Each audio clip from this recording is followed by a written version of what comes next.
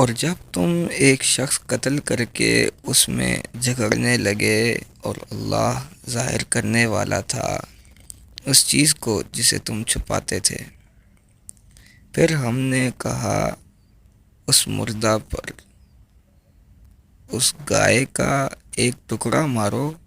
اسی طرح اللہ مردوں کو زندہ کرے گا اور تمہیں اپنی قدرت کی نشانیاں دکھاتا ہے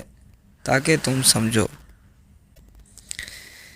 پھر اس کے بعد تمہارے دل سخت ہو گئے گویا کہ وہ پتھر ہیں یا ان سے بھی زیادہ سخت، اور بعض پتھر تو ایسے بھی ہیں جن سے نہریں پھوٹ کر نکلتی ہیں، اور بعض ایسے بھی ہیں جو پھٹتے ہیں پھر ان سے پانی نکلتا ہے،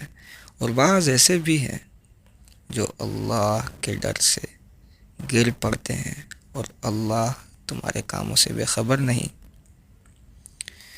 کیا تمہیں امید ہے کہ یہود تمہارے کہنے پر ایمان لے آئیں گے؟ حالانکہ ان میں ایک ایسا گروہ بھی گزرا ہے جو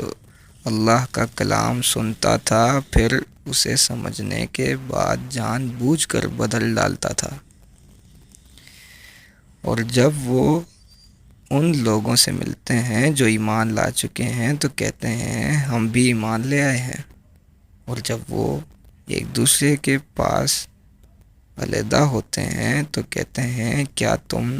انہیں وہ راز بتا دیتے ہو جو اللہ نے تم پر کھولے ہیں تاکہ وہ اس سے تمہیں تمہارے رب کے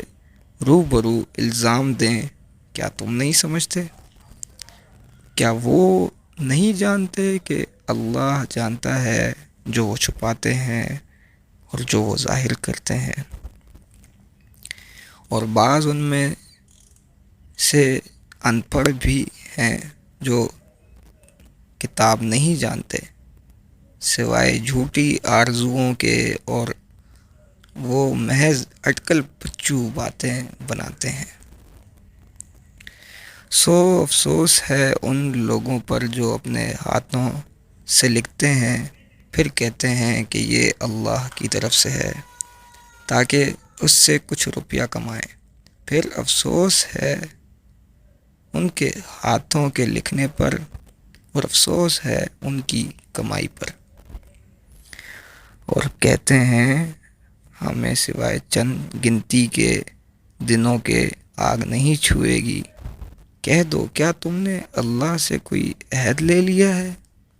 کہ ہرگز اللہ اپنے عہد کا خلاف نہیں کرے گا؟ یا تم اللہ پر وہ باتیں کہتے ہو جو تم نہیں جانتے؟ ہاں، جس نے کوئی گناہ کیا اور اسے اس کے گناہ نے گھیر لیا سو وہی دوزخی ہیں اور وہ اس میں ہمیشہ رہیں گے، اور جو لوگ ایمان لائے اور نیک کام کیے وہی بہشتی ہیں، وہ اس میں ہمیشہ رہیں گے۔